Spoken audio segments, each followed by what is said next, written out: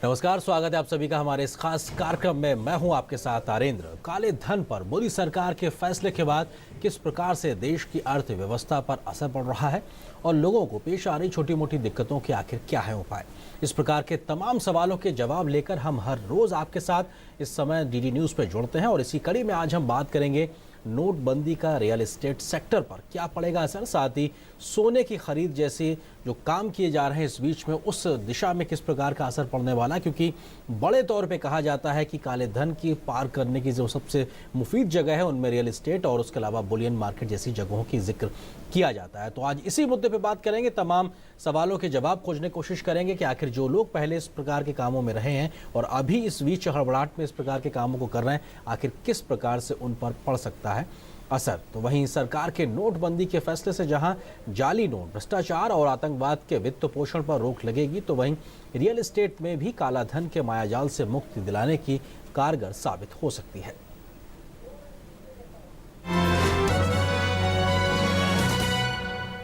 काले धन की अर्थव्यवस्था पर चोट करने के लिए मोदी सरकार की ओर से 500 और 1000 रुपए के नोटों को अमान्य ठहराए जाने के बाद रियल एस्टेट सेक्टर में बड़ा बदलाव देखने को मिल सकता है। इस फैसले के चलते मोटी पूंजी के कारोबार रियल एस्टेट सेक्टर में तात्कालिक तौर पर थोड़ी बहुत मंदी तो देखने को मिल सकती है, लेकिन लंबे वक्त में इस सेक्टर को मजबूती और स्थिरता मिलेगी, जहां लगभग 1/3 लेन देन अघोषित रहता है।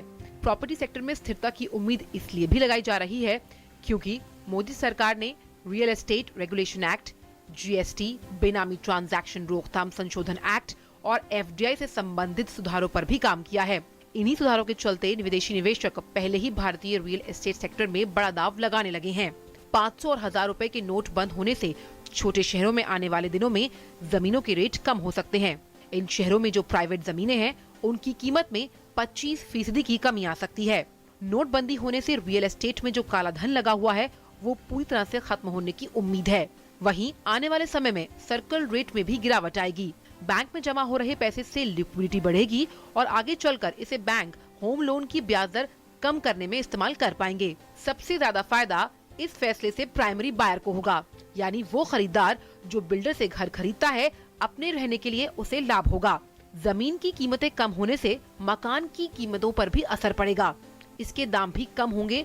पूरी प्रक्रिया पारदर्शी होगी, जिससे कि सरकार को भी फायदा होगा। हालांकि ये सब बहुत जल्द संभव नहीं है, लेकिन आर्थिक जानकारों का मानना है कि दीर्घ अवधि में ये अर्थव्यवस्था के लिए बेहतर कदम साबित होगा। Bureau report, DD news. तो जो फैसला लिया गया है काले धन पर चोट करने के लिए, उसकी अगर जड़ में जाएं तो बड़े तौर पे कह सकते हैं रियल एस्टेट इंडस्ट्री में कहीं ना कहीं एक बड़ी चोट नजर आएगी। और जो एक गुब्बारा सा फूलता नजर आ रहा है इस पूरी इंडस्ट्री का, वो कैसे एक वास्तविकता की ओर आगे बढ़ता नजर आएगा। इसी मुद्दे पर बात करने के लिए खास मेहमान इस वक्त हमारे साथ स्टूडियो मौजूद है। वरिष्ठ आर्थिक पत्रकार संजय थापा हमारे साथ है। सर, बहुत स्वागत है दूरदर्शन न्यूज पे। एक सामान्य तौर पे एक तथ्य कहा जाता है कि अगर काले धन के लिहाज से बात की जाए तो लगभग 30 से 40% काला धन रियल एस्टेट इंडस्ट्री में यूं ही घूमता रहता है। क्या ये एक सही बात है या इससे ज़्यादा कुछ आगे पीछे भी इस प्रकार के तथ्य हम हो सकते हैं? सबसे पहली बात कि मैं सोचता हूँ कि जितनी ब्लैक मनी है रियल एस्टेट में ही ज़्यादातर जाती हैं, इसके अलावा कि बुलियन में भी जाती है, पर रियल एस्टेट एक मेजर सेक्टर है जहाँ पे जाती है। हम सबको पता है, जहाँ पे इन्फ्लेटेड प्राइस होते हैं, सर्कल रेट से 2 गुना 3 गुना लोग लेते हैं और उसको ब्लैक में ले जाता है। तो ये जो एक कदम लिया है मोदी जी ने, एक बहुत ही प्रोग्रेसिव कदम है और इससे ये ब्लैक मनी जो रियल एस्टेट में जाएगा उससे निपटारा मिलेगा। इसके वजह से क्या होगा कि एक तो आपका जो है प्राइस कम होगा, ये तो आप जानते हैं। दूसरी बात, बहुत उससे ज़्यादा बेहतर बात यह है कि जो मनी अभी कलेक्ट हो रहा है, डिपॉजिट्स आ रहे हैं, उससे बैंक जो है कम रेट पे, कम ब्याज पे लोन आगे लोगों को दे सकते हैं। ये मेरे को लगता है एक मेजर इशू है which will stimulate the real estate sector. पर ये कहते हुए भी अभी फ़िलहाल में कुछ मंदी आएगी जी, क्योंकि इतना ज़्यादा पैसा जो है वो रोटेट हो रहा है और ज़्यादातर जो कंस्ट्रक्शन साइट्स होती हैं तो उसमें ज़्यादातर पैसा कैश में दिया जाता है जी।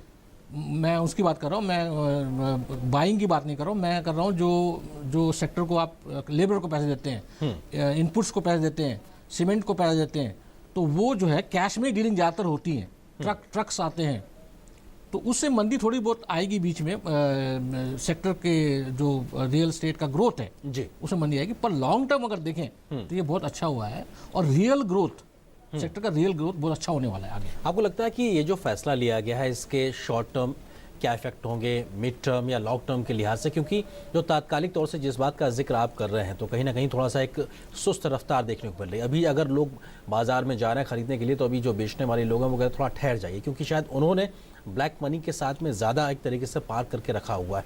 किस प्रकार की स्थिति को आप देख रहे हैं इन तीनों सिचुएशंस के लिहाज से? नहीं, जैसे मैंने बताया आपको कि शॉर्ट टर्म मिड टर्म में जो है थोड़ी सी मंदी आएगी, कैपिटल ज़्यादा है और जो कैश फ्लो है इन कंपनियों का वो कम हो जाएगा और सीमेंट इंडस्ट्री में इफेक्ट आएगा क्योंकि ऑफटेक नहीं रहेगा। कंस्ट्रक्शन जो है साइट्स, क्योंकि कंस्ट्रक्शन कम होगा तो सीमेंट इंडस्ट्री जो ऑलरेडी काफ़ी तकलीफ में है जी, तो वो अफेक्ट होगा। पर मैं वही कह रहा हूँ कि जो लॉन्ग टर्म इफेक्ट है और रियल ग्रोथ होगा इस बार जो है, एक तो ब्याज दर की कमी होगी, उससे लोन ज़्यादा बढ़ेगा। दूसरा जो है पैसे उसके जो दर हैं ज़मीन के या फ्लैट के वो कम होंगे और जो लोन है वो बढ़ेगा।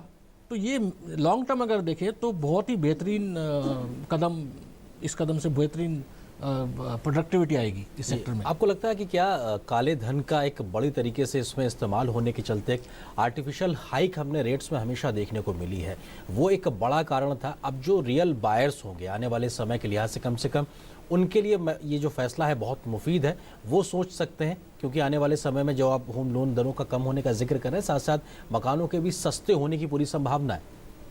वही मैं बोल रहा हूँ, जो दर होंगे ये तो कम होंगे ही, तो जो रियल जो लोग खरीदते थे फॉर सेकेंडरी मार्केट जैसे बोलते हैं कि आप इन्वेस्टमेंट के लिए खरीदने, आपको ज़रूरत नहीं है उनका, पर जो ज़्यादातर लोग जो हैं जो गरीब हैं और जो लो कॉस्ट हाउसिंग, जो हमने एक मुद्दा भी उठाया था, पहले मोदी जी ने भी उठाया था लो कॉस्ट हाउसिंग करने के लिए, उसको बहुत ज़्यादा बढ़ोतरी मिलेगी इसमें। और जो लो कॉस्ट और जो रियल रिक्वायरमेंट है, जिनका ज़रूरत है घर और इन्वेस्टमेंट जो इस्तेमाल करते हैं, उनके लिए कमी हो जाएगी अभी। और जो लो कॉस्ट हाउसिंग है और जिनको छत चाहिए उनके लिए, गरीबों के लिए या कोई मध्य वर्ग के परिवार है उनके लिए ये बहुत बेहतरीन स्टेप है।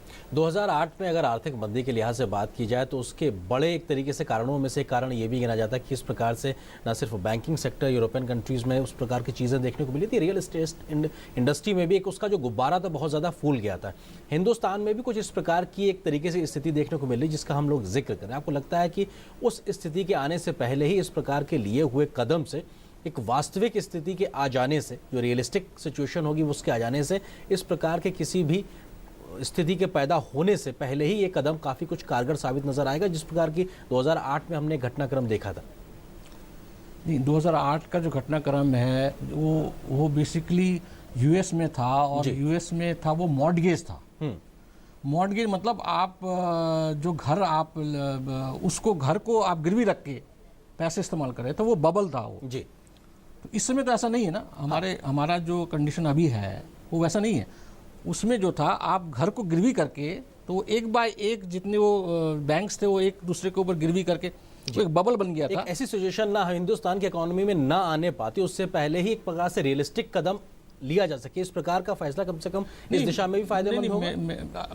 मेरे को लगता है ये कदम ये तो सिचुएशन आएगा नहीं अभी अगर देखें आप, तो ये मेरे को लगता नहीं ये सिचुएशन अभी हाल ही में आने वाला है। अभी तो अच्छा होने वाला है, अभी तो रियल एस्टेट के लिए अच्छा होने वाला, रियल ग्रोथ आने वाला है, लो कॉस्ट हाउसिंग का बढ़ावा मिलने वाला है, हाउसिंग लोन्स के दर कम होने वाले हैं, तो there will be a real growth जी। रियल ग्रोथ है, जो इन्फ्लेटेड ग्रोथ था, सेंटिमेंटल ग्रोथ था, स्पेकुलेटिव जो इन्वेस्टमेंट हो रहा था, वो बंद होने वाला है। रियल ग्रोथ को कम से कम आम लोगों के फायदेमंद के लिहाज से भी हम कह सकते हैं कि वो दौर आने वाला। आपसे चर्चा जारी रखेंगे, फिलहाल एक छोटे से ब्रेक ले रुकते हैं, लेकिन ब्रेक के उस पार किस प्रकार से काले धन पर मोदी सरकार ने जो एक बड़ा कदम उठाया है उसका तमाम सेक्टर्स में जो असर देखने को मिल रहा है, उस मुद्दे पे आज हम बात कर रहे हैं कि रियल एस्टेट इंडस्ट्री में कैसा असर पड़ रहा है। जो लोग इस प्रकार के कामों में लिप्त हैं या जो इस प्रकार की चीज़ें खरीदना चाहते हैं, घर खरीदना चाहते हैं, साथ ही साथ सोने जैसे महत्वपूर्ण आभूषणों को जो लोग खरीदारी के बारे में सोच रहे हैं, उनके बारे में क्या कुछ राय और सुझाव हो सकते हैं, इस मुद्दे पे बात आगे जारी रहेगी। फिलहाल एक छोटे से ब्रेक के लिए रुकते हैं। KLE Society, 100 years of transforming lives. 254 institutions, 1,25,000 students, 4,000 plus beds, healthcare, 16,000 plus employees, education, healthcare and research. KLE Society, 100 years of transforming lives. ए से ऑटोमोबाइल्स हो या एस से सुपर बाइक्स, सारे देश का इंजन हम ही तो चलाते हैं। HP lubricants A to Z आपके काम आते हैं। बच्चन जी, बोलो बच्चा जी। आपने वो फिल्म कुली की थी ना? कुली? हाँ कुली की। तब तो आप रेलों के बारे में बहुत जानते होंगे। हाँ थोड़ा बहुत जानता हूँ। तो बताइए कौन सा ट्रैक किसका है? इस वाली पे चंद्रपुर वाली आती है और उस वाली पे बहादुरगढ़ वाली आती है। गलत जवाब। हाँ? वहाँ पर हरिया जी बाल्टी लेकर आते हैं और वहाँ पर मुसद्दी जी लोटा लेकर। अरे वो देखो आगे। अरे सुनिए। बाल्टी नीचे रखिए। आपको क्या लगता है बाहर शौच जाने से गंदगी बाहर निकल जाएगी? उल्टा बीमारियां अंदर आती हैं। और अब तो स्वच्छ भारत अभियान के अंतर्गत भारत सरकार भी शौचालय बनाने में मदद कर रही है। तो आप भी शौचालय बनाइए, खुद जाइए, अपने परिवार को भी ले जाइए। अरे इस बच्चन की नहीं सुन रहे तो कम से कम इस बच्चन की तो सुनिए।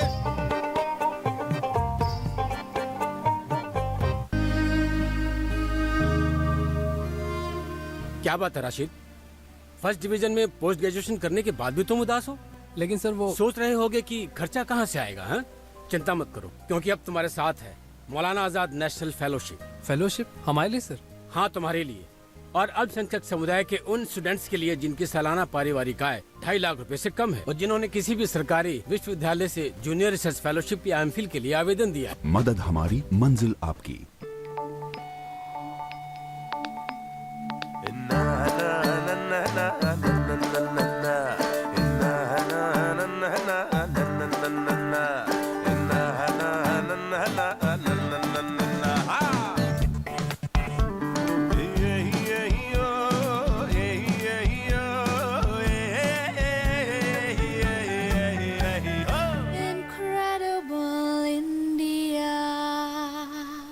बारहवीं में मुझे 60% मार्क्स मिले हैं। BA करने के बजाय मेडिकल में जाना चाहता हूँ। हम स्टूडेंट्स को जिनकी पारिवारिक आय 2.5 लाख से कम है, उन्हें प्रोफेशनल और टेक्निकल कोर्सेज में आगे की पढ़ाई के लिए ये स्कॉलरशिप दी जा रही है। एक मजे की बात, हम गर्ल्स स्टूडेंट्स के लिए 30% स्कॉलरशिप अलग से निर्धारित है। फ्रेंड्स जल्दी करो, फॉर्म्स ऑनलाइन जमा हो रहे हैं। मेरिट का मेन स्कॉलरशिप भारत सरकार की ओर से सभी अल्पसंख्यक स्टूडेंट्स को एक तोहफा उनके सुंदर भविष्य के लिए। मदद हमारी, मंजिल आपकी। और इस ब्रेक के बाद आप सभी का स्वागत है। आप देख रहे हैं हमारा खास कार्यक्रम काले धन के खिलाफ मोदी सरकार की जंग, और ये अपने आप में एक महत्वपूर्ण फैसला लिया गया। उस फैसले के बाद में किस प्रकार का तमाम सेक्टर्स पे असर पड़ रहा है, आज हम बात कर रहे हैं रियल एस्टेट इंडस्ट्री के बारे में, साथ ही साथ बुलियन मार्केट के बारे में, आखिर क्या कुछ असर पड़ रहा है। संजय थापा, वरिष्ठ आर्थिक पत्रकार, हमारे साथ लगातार जुड़े हुए हैं। संजय जी, आपको लगता है कि तमाम कदम मोदी सरकार ने इस फैसले से पहले ही उठाए थे? उनमें अगर हम बात करें रियल एस्टेट बिल की बात की जाए, बेनामी संपत्ति जैसे बिल को लाने की बात की जाए, तो जो इंडस्ट्री सबसे ज़्यादा करप्ट इंडस्ट्री के तौर पे कही जाती थी, देखी जाती थी, सुनी जाती थी, कम से कम उसमें स्वच्छता का जो अभियान है कम से कम वहाँ भी तेज़ी से शुरू होता नज़र आ रहा है। सबसे करप्ट सेक्टर, आप सही बोल रहे हैं, सबसे करप्ट सेक्टर माना जाता था, क्योंकि एक और सेक्टर है जो करप्शन की तरफ जाता था, वो था अपना बुलियन गोल्ड। पर गोल्ड पे तो मोदी सरकार ने लगाम लगा ही दिया था। जब हमारा कैड इतना बढ़ गया, करंट अकाउंट डेफिसिट जी, तो उसमें कदम उसमें लगाया, उसमें अंकुश लगाया उसमें। परंतु रियल एस्टेट सेक्टर तो एक ऐसा सेक्टर है जिसको आप अंकुश लगाने का भी सोचते हैं तो उसमें प्रॉब्लम होती है, क्योंकि इस सेक्टर में ज़्यादातर it is consider infrastructure sector जी। तो अगर इंफ्रास्ट्रक्चर सेक्टर में आप अंकुश लगाएंगे तो जाहिर है कि पब्लिक स्पेंडिंग उसमें कम होगा।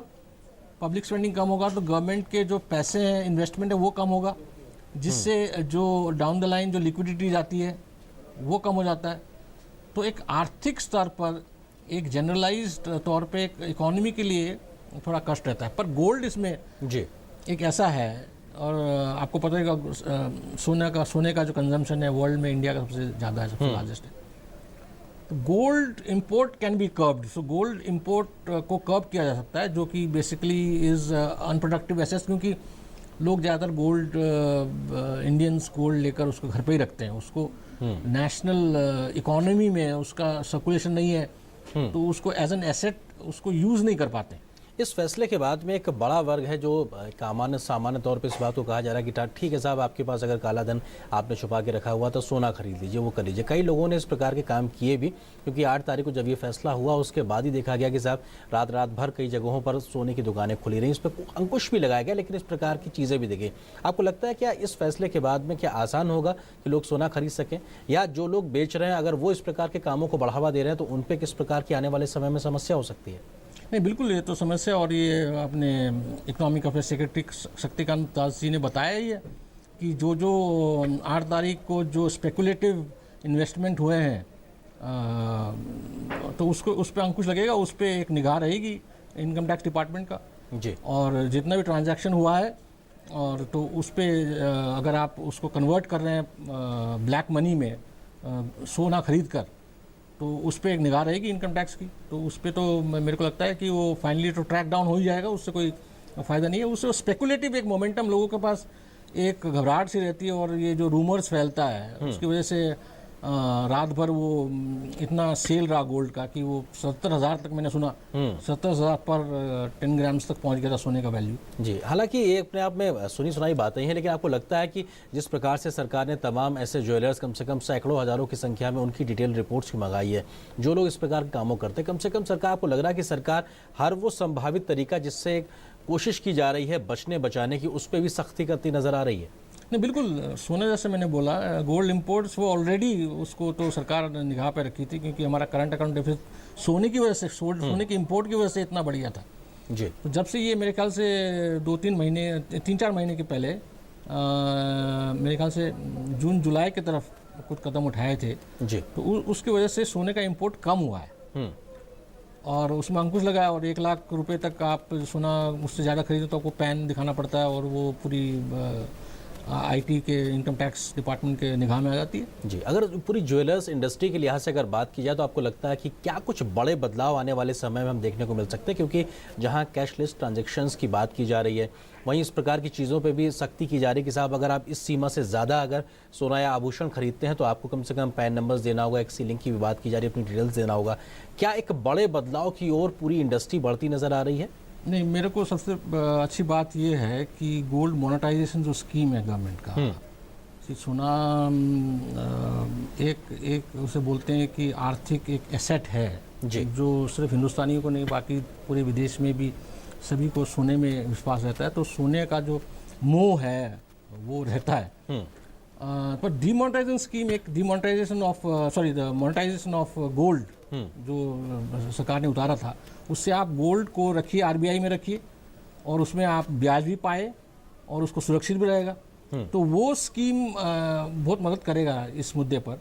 अगर अभी आप सोने पे इन्वेस्ट भी करते हैं और उसको बाद में उसे सर्टिफिकेट के तौर पे लेते हैं या उसको आरबीआई में बैंक्स में डिपॉजिट करके उस पर ब्याज कराते हैं, तो वो अच्छा स्कीम है, उससे कुछ अच्छा। और अगर आपको लगता है कि रियल एस्टेट इंडस्ट्री के लिहाज से अगर हम फिर से बात करें तो जो लोग इस प्रकार की सोच रख रहे हैं कि साहब हम अब घर खरीदने के बारे में सोच सकते हैं, किस प्रकार की राय और सलाह इस वक्त आप देते हुए नजर आएंगे? क्योंकि क्या थोड़ा इंतजार करना चाहिए चीज़ों को सेटल डाउन होने के लिए, या इस वक्त कुछ अच्छे ऑफर्स अगर उनको नज़र आ रहे हैं तो वो उस पर आगे बढ़ सकते हैं?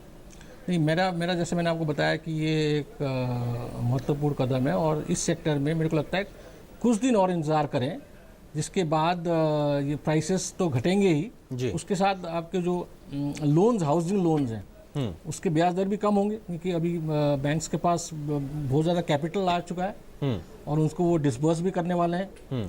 तो मेरे को लगता है कि जो लोन्स, जो इंटरेस्ट रेट हैं, तो वो कम होंगे, और उसकी वजह से जो अभी लोगों को इंतजार करना चाहिए कुछ समय, और हबड़ा तबड़ी में कुछ काम नहीं करना चाहिए, अभी जो है चीज़ें सेटल डाउन होने का इंतजार करना चाहिए। बिल्कुल जी, थोड़ा तो उसके बारे में सुनते हैं। और मोदी सरकार का जो ये फैसला है, इस पर उनको तमाम दलगत राजनीति से ऊपर उठते हुए भी तमाम लोगों का सहयोग मिल रहा है। उनकी बात का समर्थन करते नजर आ रहे हैं बिहार के मुख्यमंत्री नीतीश कुमार। मैं तो इसका हिमायती हूँ, मैं साफ बता देना चाहता हूँ, मैं तो हिमायती हूँ। ये जो 500,000 रुपये का नोट बंद किया गया, मैं तो हिमायती हूं। इससे जो 2 नंबर का नोट है, जाली नोट है, वो अपने आप समाप्त होगा और 2 नंबरी कारोबार करके जो काला धन पैदा किए हैं उनका काला धन बर्बाद होगा। इसलिए हम इसके हिमायती हैं। हम तो और चाहते हैं इसके आगे काम होना चाहिए। हम तो चाहते हैं कि जो बेनामी संपत्ति है लोगों की, इस पर भी जरा नजर रखिए। ये 2 नंबर की कमाई करके बेनामी संपत्ति लोग जो अर्जित करते हैं, उस बेनामी संपत्ति पर भी हमला जल्दी से जल्दी केंद्र सरकार को करना चाहिए। तो तमाम राजनीतिक विरोध भले ही हो, लेकिन एक आम फैसला जो कि देश हित में लिया गया मोदी सरकार का फैसला है, उसका समर्थन करते बिहार के मुख्यमंत्री नीतीश कुमार साफ तौर पे नजर आ रहे हैं। और यही वो तमाम बातें हैं जो आम जनता के फायदे और अर्थव्यवस्था के फायदे के लिए। बहुत शुक्रिया संजय जी हमारे साथ इस चर्चा में शामिल होने के लिए। तो इस खास कार्यक्रम में फिलहाल बस इतना ही।